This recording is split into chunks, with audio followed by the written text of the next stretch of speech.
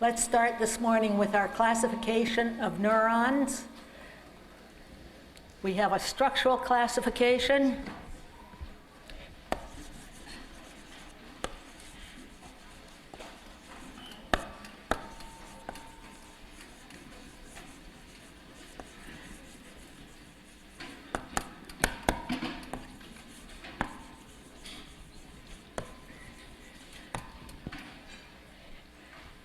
A functional classification.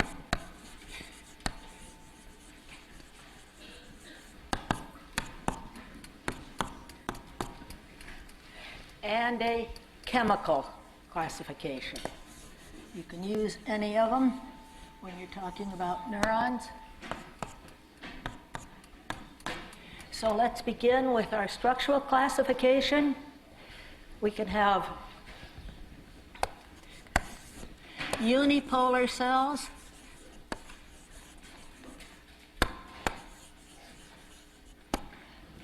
and these you'll find primarily in the embryo.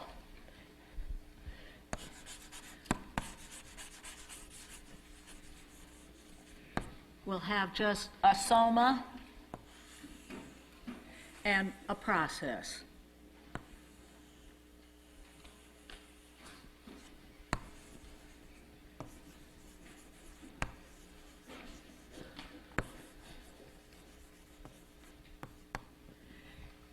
Then we can have the pseudo-unipolar, which you've already had, but we'll put it in for completion's sake. Pseudo-unipolar. And it will be found in the dorsal root ganglia. You'll see later that that's your spinal ganglia, the dorsal root ganglion.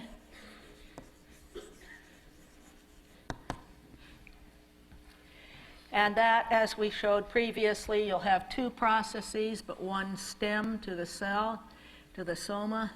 So we come up with a single cell. We had a peripheral process.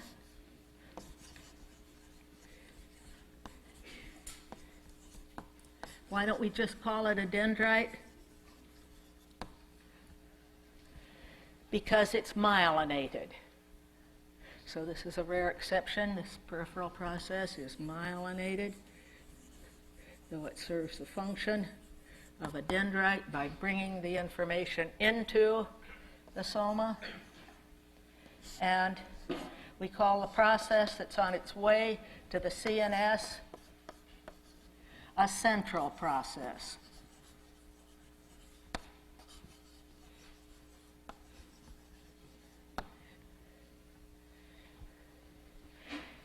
Then we have bipolar cells. Bipolar, which just tells you then we're going to have two processes.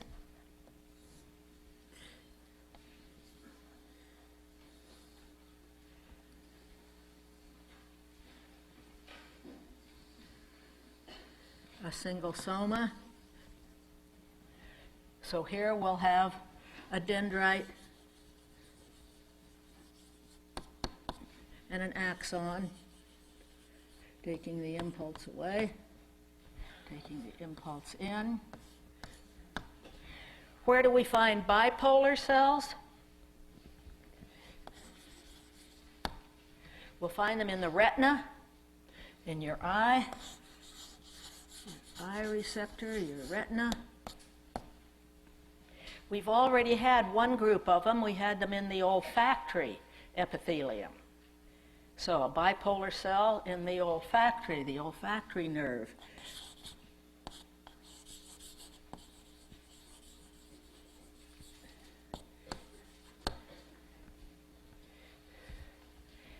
And we'll find them in the auditory ganglion. Auditory ganglion.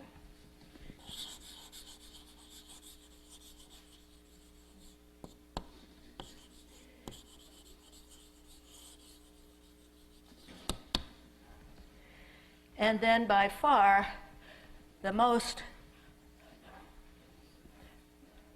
of the nerve cells will be multipolar. So multipolar, these are most numerous.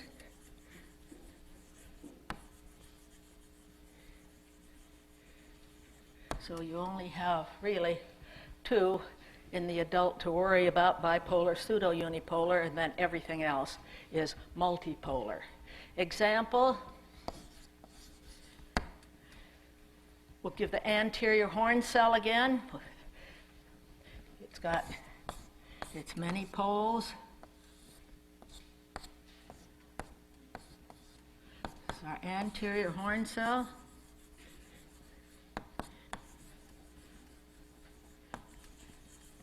We'll use all of these as we're developing the functional aspects of the nervous system. So we're just gathering up our building blocks.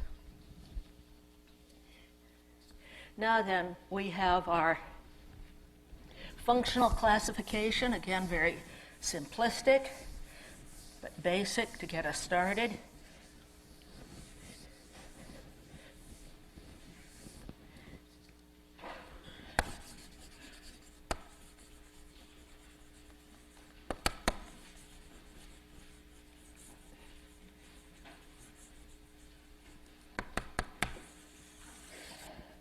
We'll have motor,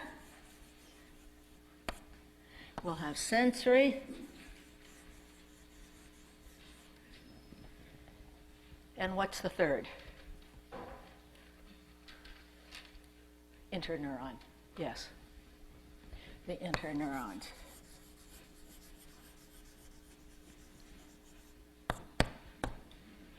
So example of a motor cell. We'll keep using it because I hope 10 years from now you'll remember the anterior horn cell. It's a motor cell. It's what's allowing me to write on the blackboard. The anterior horn cell. It's in the spinal cord.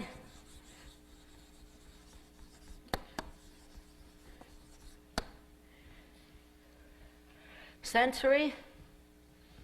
Example of sensory. Once again, I'll use the same one. Your dorsal root ganglion. Everything coming into your spinal cord passes through the dorsal root ganglion. These are also called spinal ganglia. Collectively. And then we have the interneuron. So most neurons are interneurons.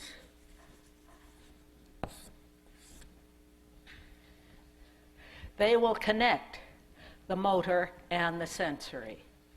So let's just say they're between motor and sensory. Sensory will be bringing things into the CNS, and then it goes over to interneurons until you want a function, and then the motor will take it out and carry out the function. So then we have chemical classification. And there's so many chemicals associated with the nervous system now. We can't begin to take a couple of hours to give them to you, so we'll just give you 3 examples.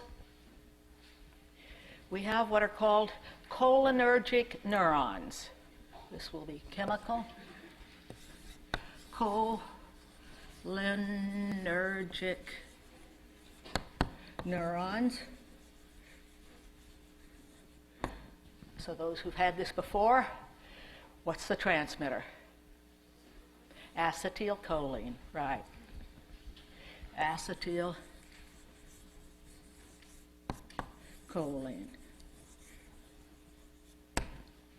We have adrenergic neurons.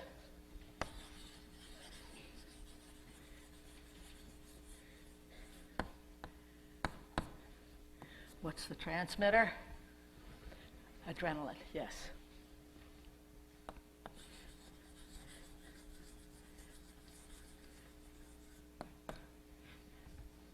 Then let's just put in one more. Let's put in a GABAergic. GABAergic.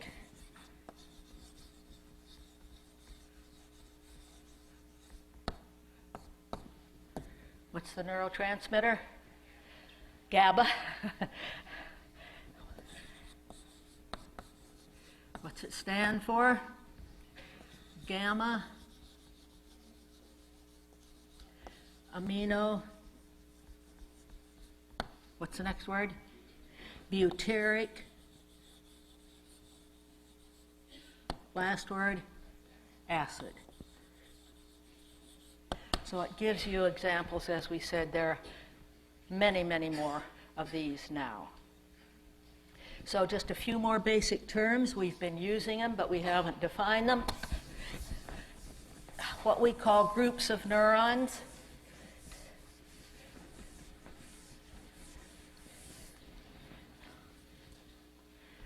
So groups of neurons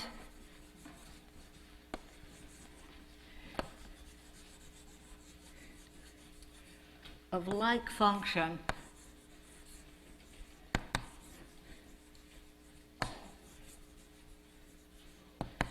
inside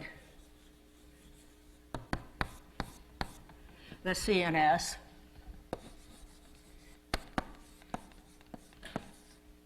are called what? Nuclei, plural. A nucleus, singular.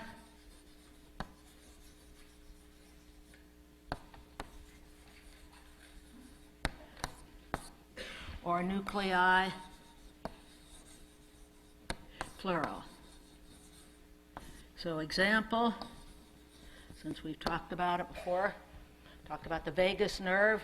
When we go to see where it's originating from, part of it's originating from the dorsal motor nucleus of 10. Dorsal motor nucleus of the 10th cranial nerve.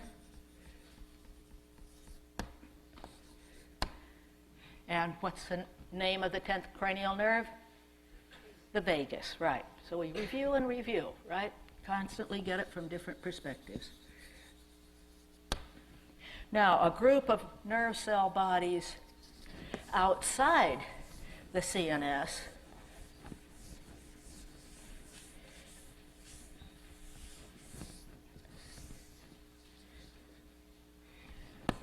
group of nerve cell bodies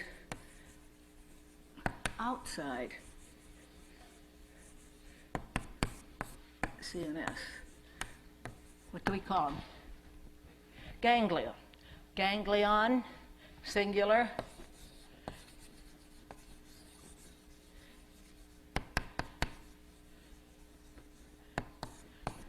And ganglia, plural.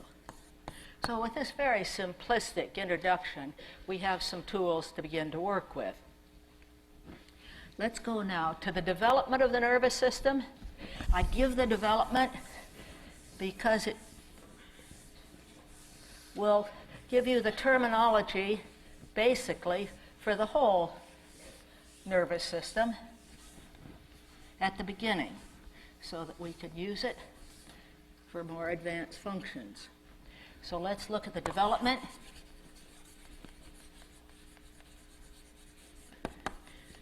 Of the nervous system.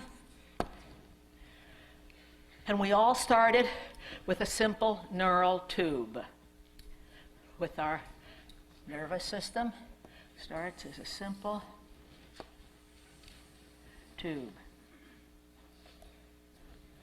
This is called the neural tube.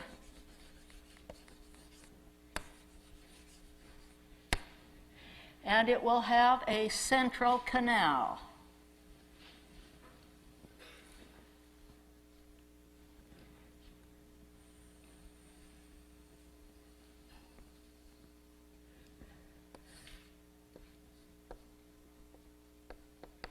It's our central canal.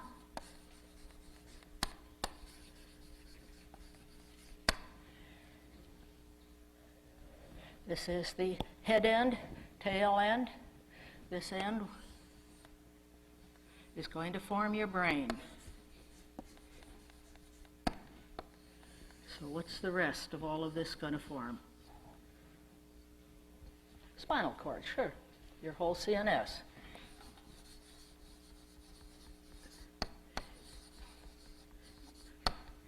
So the neural tube develops the CNS. Now let's take a section through this cranial end, cross section of neural tube.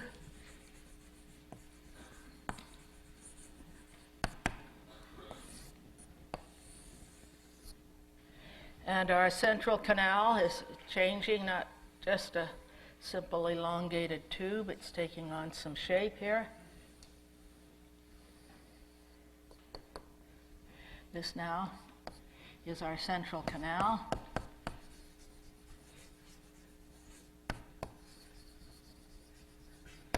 And the central canal in the head end will form the ventricles of the brain. Form ventricles of brain. So you have these chambers inside the brain coming from the original central canal. We have a landmark here, the so-called sulcus limitans, because we can use it for functional considerations. So we'll put our landmark here, these lateral projections of the central canal. We call them the sulcus limitans. Sulcus limitans. Limiting sulcus.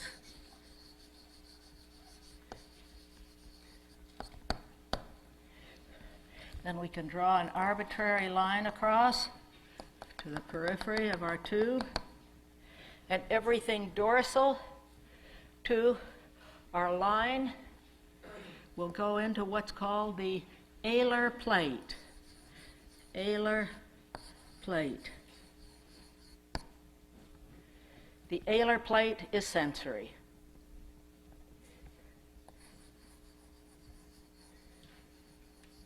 Ventral to our arbitrary line will have the basal plate. So what's everything in the basal plate? Motor.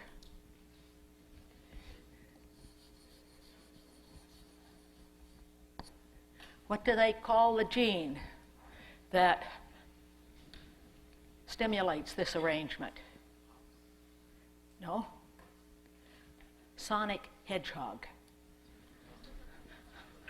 I didn't name it.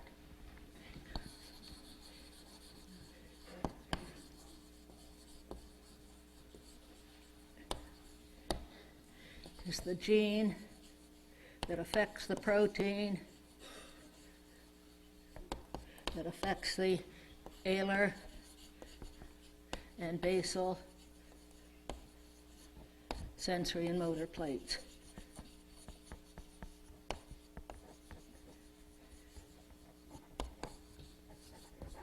So we're always learning things new.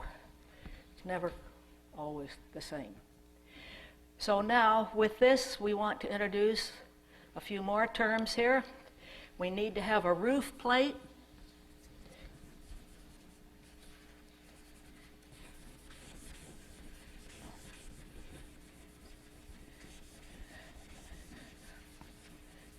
And as you would anticipate, the roof plate is going to be up here.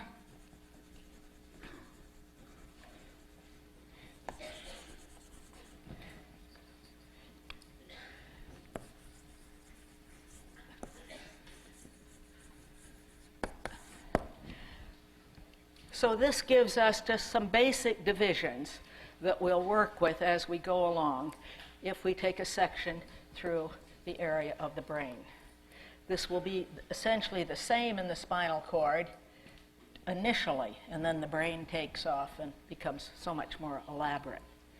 So now let's look at the divisions of our neural tube.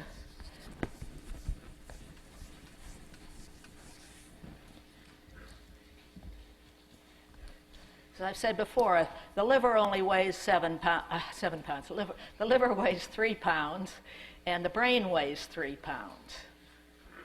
And yet, the liver, every single cell is the same as every other cell. So if I take some of my liver here, or liver here, or liver here, or liver here, they all look the same. They're phenomenal factories. But the brain only weighs 3 pounds. If I take some here, it'll look entirely different from some here, some here. Everything's different.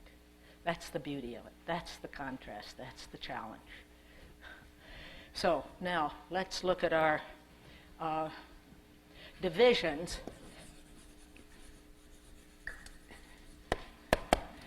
of the neural tube. Start very simple again. 3 main divisions and down to our cord.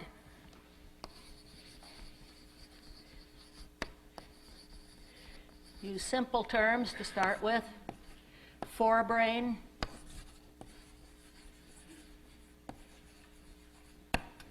midbrain,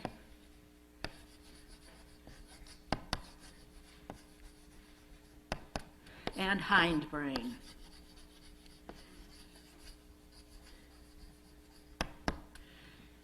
Now we change the terminology, put it into our old languages because the literature does that so that you're familiar with what they are.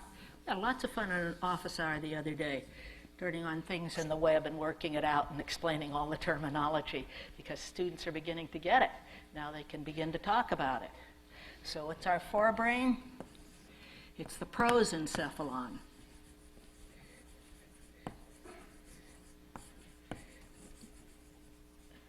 So encephalon means brain. Pros means before. So this is our forebrain. Then we have the mesencephalon. Mesencephalon,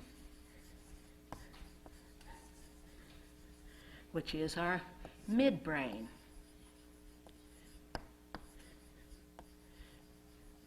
Heard of encephalitis, haven't you? Encephalitis, inflammation of the brain. And the hindbrain will now be the rhombencephalon.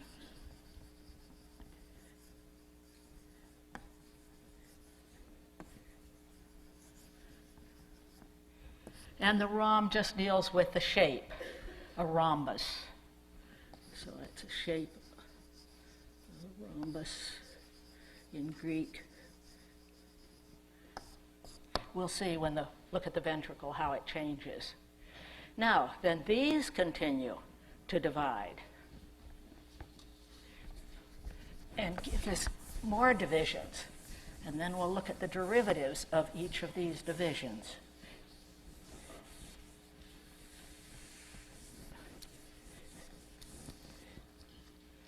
Now, the prosencephalon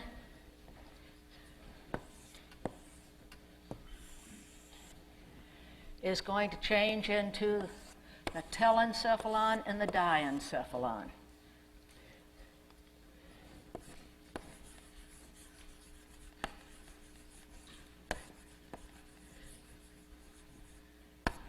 And the diencephalon.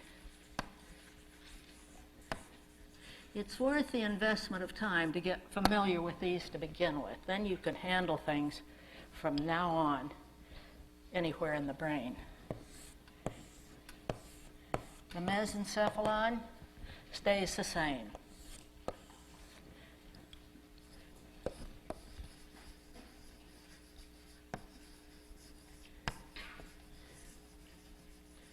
The rhombencephalon divides in two, just as did the prosencephalon.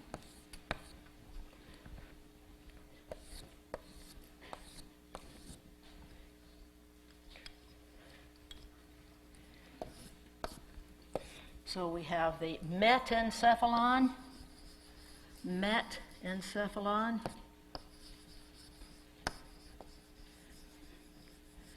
and the, which is the last one? No? Myelencephalon. Myelencephalon.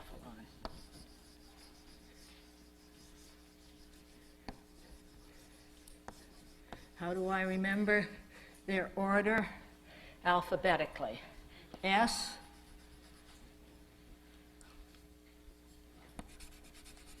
T, and Y. So you can think this is head end, tail end, so S, T, E, just as it is in the alphabet, so it'll help you because encephalon is common to all. So now what we're going to do is take each one and say a few words about it so you get your orientation of the total brain, because we'll be bringing things in to part of it, then take it on to another part, modifying the impulses. So we need the basics first. Let's start now with our myelencephalon. What are the derivatives of the myelencephalon?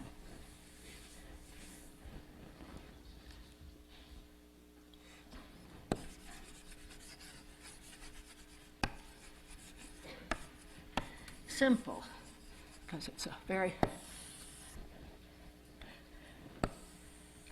basic part of your brain, just adjacent to the spinal cord. I mean, as the brain elaborates, for early animals just had a spinal cord, information coming in, going out, sort of reflex.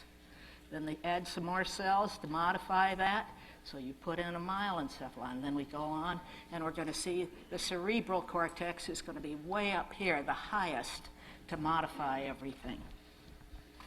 So our myelencephalon, the structure we're going to form will be the medulla. I'll give you the full name just so you've heard it. Medulla oblong, as soon as I spell it right.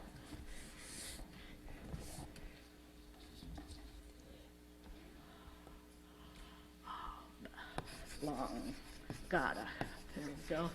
We seldom use that, but the kidneys have a medulla, the adrenals have a medulla, and people talk about the medulla, they have to say of the brain which structure they're dealing with. Your medulla is only 1 inch long, so it's a very small part of your total brain when you picture it, just 1 inch. It's 1 inch in a chimpanzee too, so it hasn't evolved that far up to the human. So it has lots of functions in that 1 inch, very dynamic. As we said before, it's essential to life, but deals primarily, it's got a center for cardiovascular and respiratory functions. Where did I say the phrenic nerve gets its control for its rhythmic firing? Pons and medulla. This will be going down for your phrenic nerve to keep you breathing. Respiration center. So there are lots of cranial nerves that all of a sudden I lost it. No, it's there. The cranial nerves associated with the medulla will be 8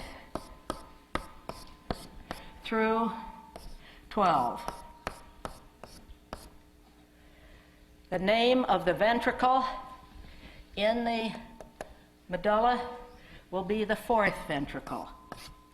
You have 4 ventricles. We're starting at the bottom. This is going to have the 4th ventricle. As soon as you start reading your MRI scans, you'll be alluding to these all the time because they're major landmarks. So let me just do this. How does your neural tube change as it forms the medulla?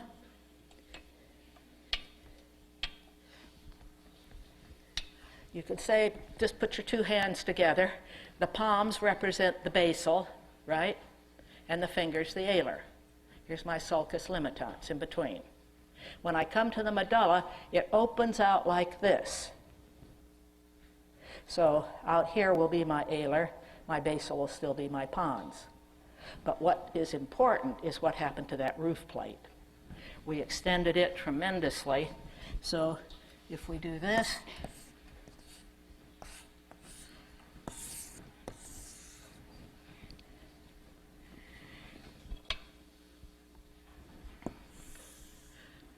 oh, our roof plate, I guess, was pink, wasn't it?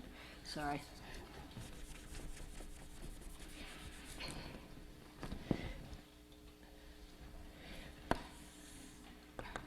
So that's our roof plate. So this is now alar plate, basal plate, alar plate, and this is our roof plate. When you study neuro in detail, you'll see how important this is. And this is our fourth ventricle, so look at how it has changed.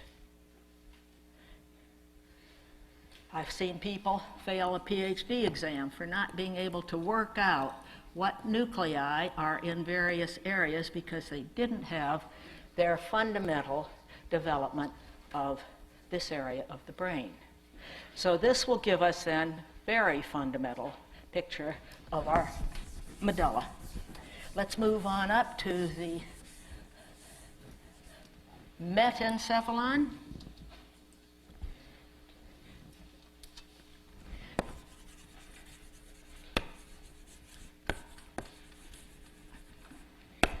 Two major derivatives from the metencephalon. Who knows those? Pardon? Yes. What are we coming up from? Cerebellum and pons, right. Derivatives will be the cerebellum and the pons. Cerebellum will be on the dorsal side, pons on the ventral side. So briefly, what are these?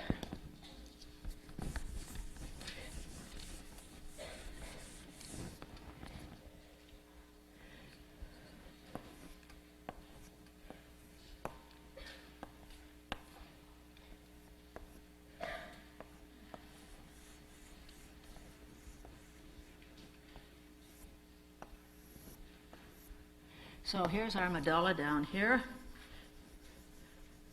our spinal cord, and we've put in our cerebellum.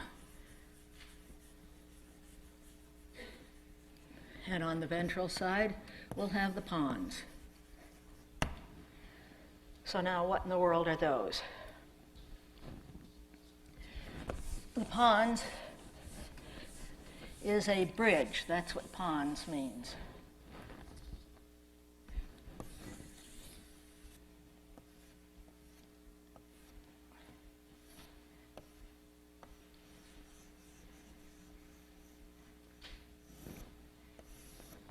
We'll just expand it. Here's our pons. Here's our cerebellum. What's it bridging? It's a bridge of fibers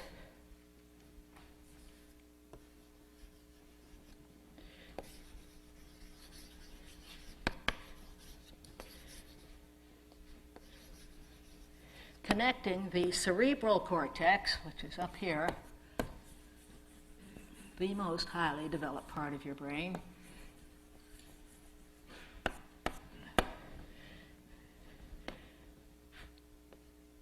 from cerebral cortex down to cerebellar cortex.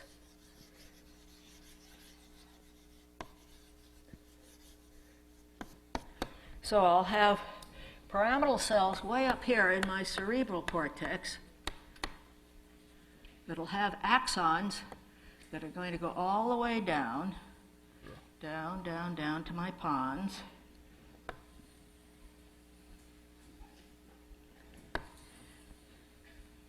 Masses of fibers coming down. And then they will synapse and send fibers into the cerebellar cortex. So major tracks for the cerebral cortex to talk to the cerebellar cortex. From cerebral cortex, pyramidal cells, to cerebellar cortex, and the connecting link is the pons. So that essentially gives you pontine function. Tremendous amount of fibers coming in. People are still trying to learn why. Actually, this whole cortex should have fibers going in. So what then is our cerebellum doing for us? Cerebellar functions. We learned this early. We learned it too. Balance and coordination.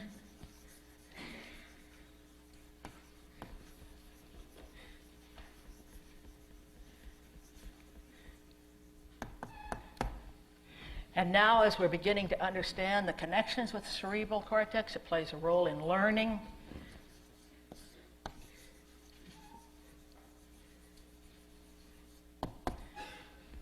Fine movements. Give an example of a pianist. See those hands? Without a cerebellum, that wouldn't be possible. So with a pianist, cerebellum's affecting both hands and feet. You've got those pedals going as well, right? Terribly important. We've tested what it means before. So that gives us just a basic introduction to our metencephalon. Let's move on to the mesencephalon. I'll move it over here.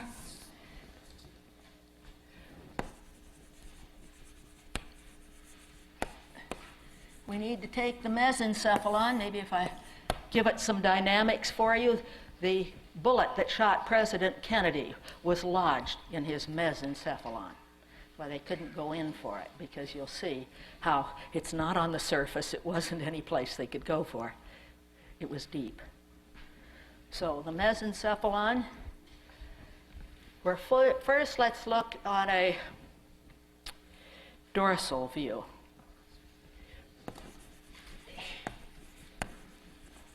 See, no part of the, you have to have all these views.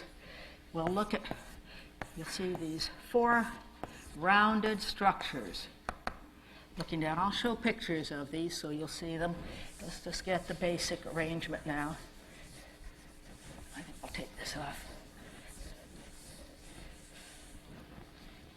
Since there are four of them, they're called the quadrigeminal bodies. Quadrigeminal, four bodies. Quadrigeminal bodies. And the two superior ones are called the what? Superior colliculi. Superior. Colliculi is just a little hill, because they look like little bumps here. Superior colliculi. What do they do for you? Visual motion. Pick up that little fly out there. You hit your tennis ball, you're watching it.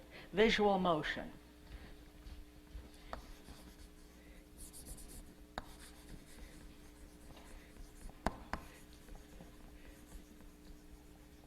The two inferior ones, what are you going to call them? Inferior colliculi. Sure, you can begin to name some things. It makes sense, right? Inferior colliculi.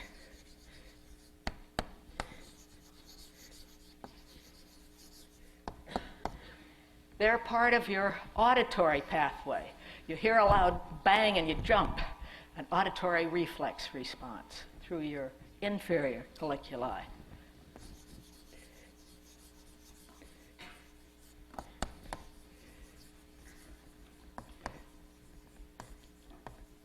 Very simplistic here. Any one of these you could spend hours talking about. All right, let's take now a what kind of section do I want? Let's take a ventral view.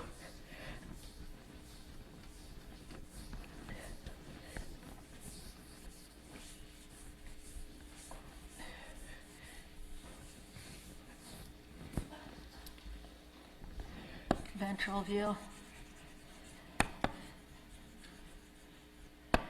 And here, we'll have our diencephalon up here. We'll see these fiber tracks coming down like this. And down here, we have fibers going in this direction.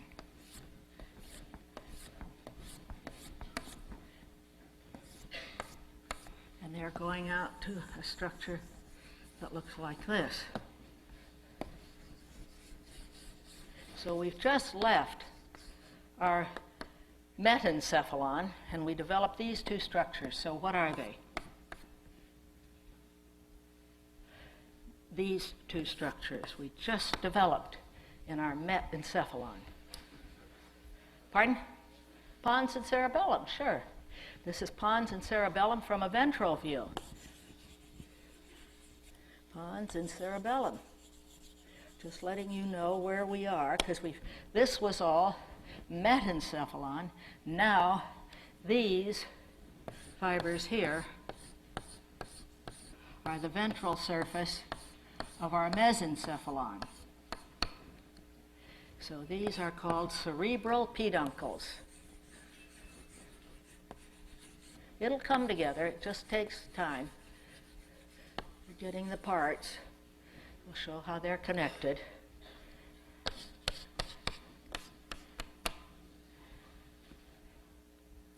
And now we're going to take a coronal section of the mesencephalon.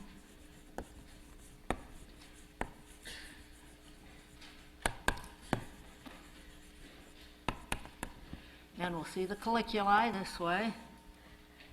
We'll take it on down this way. And our central canal has changed completely. I'm sorry? Oh, I'm sorry, diencephalon. That was just abbreviation for diencephalon. Please ask.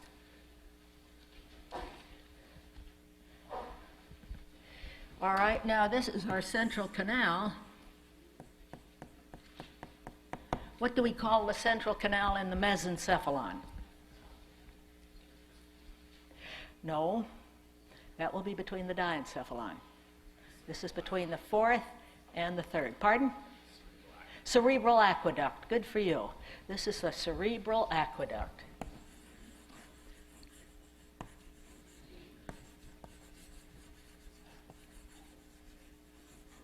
And this is where the central canal is smallest in the brain. So you get a tumor in the midbrain, and you can block your cerebral aqueduct, and you block all the flow of CSF, cerebral spinal fluid, that's in your ventricles. So it's a crucial part. We had a professor who blocked it. He'd come to class to show us. They put a shunt in to let the CSF run, and they ran it under his skin and took it down, and it went into his abdominal cavity. The kids would just come touch it. They loved to touch his shunt, but he won't. I mean, he had sort of retired and everybody had forgotten him, but once he got that shunt, he became a star in class. So that was nice. All right, but it tells you how important each one of these things is if one stops to tell you the dynamics of them. And there we are. And we didn't get very far, did we? We have lots to go.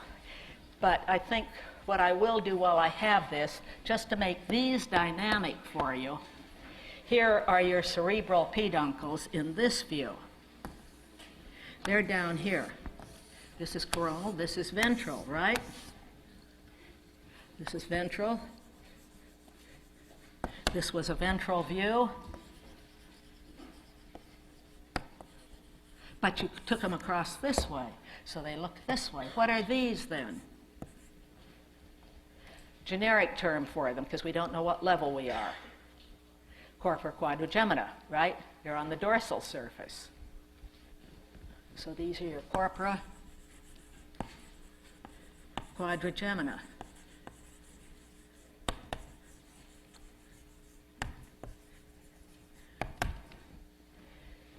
And we're going to put in here, we'll go to my slides, very important structure here. We know more about its function than just about any place in the brain. What's it called? Substantia nigra, the black substance. We'll come back to that next time, but let's have our slides. Substantia nigra. If you see me sitting here doing this, it means I'm losing cells in my substantia nigra. Parkinson's disease. We'll pick that up next time. Let's review.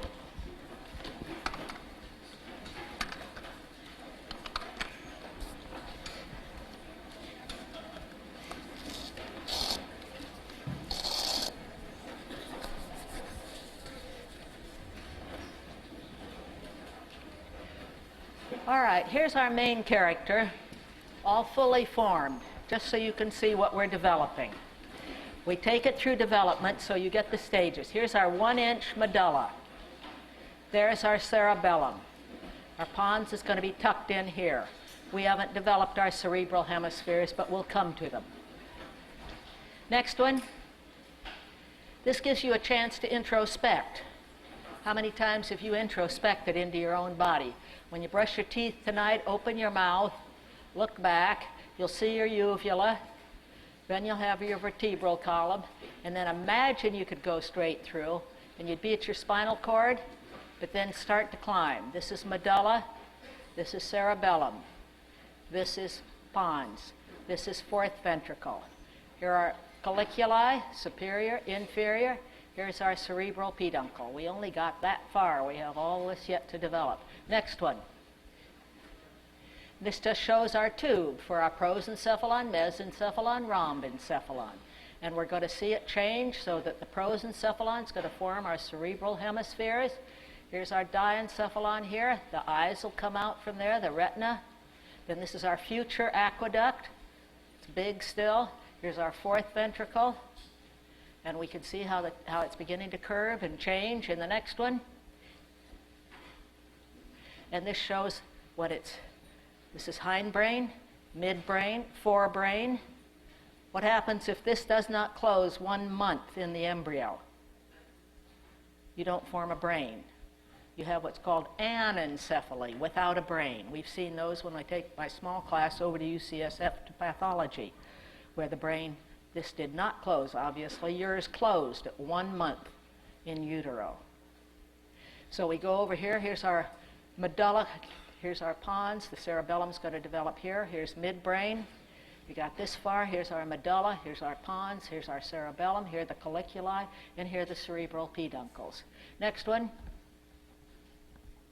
And this is just putting it in the head so you can see cerebrum's going to come from the telencephalon, the diencephalon here, the midbrain, the cerebellum, and beginning to develop. Now, cerebellum, pons, medulla. Already you're getting tired of hearing them. There's superior colliculus, inferior colliculus, and there are your peduncles on the ventral surface. This was dorsal surface. Next one. And this is to show the brain of an embryo at 4 months. You see none of the fissures. People say, well, when does it begin to fold? Well, you could say at least, you don't have folds at 4 months. So roughly around 5 months in utero do you begin to fold, because if you didn't fold, you'd have a brain that's 2.5 feet square. So it's got to fit in this skull to get through this birth canal. So it folds, right? But see, this just shows pons, cerebellum, medulla. Midbrain's in here.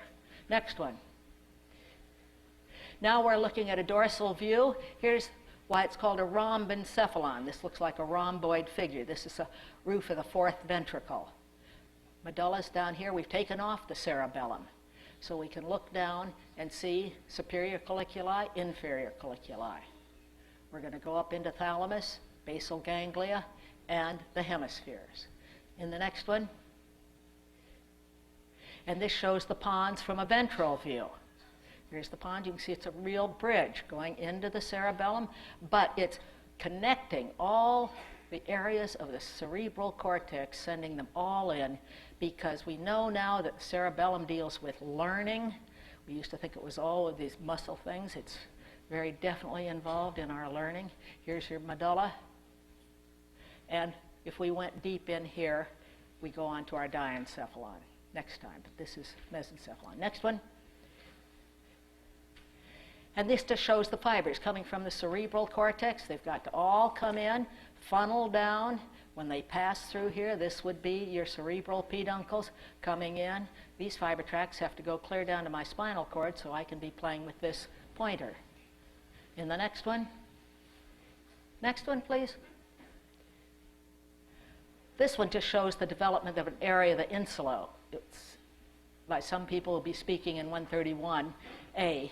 It's in a very important area for a speech. In the next one. Is that it? That's it. Enjoy.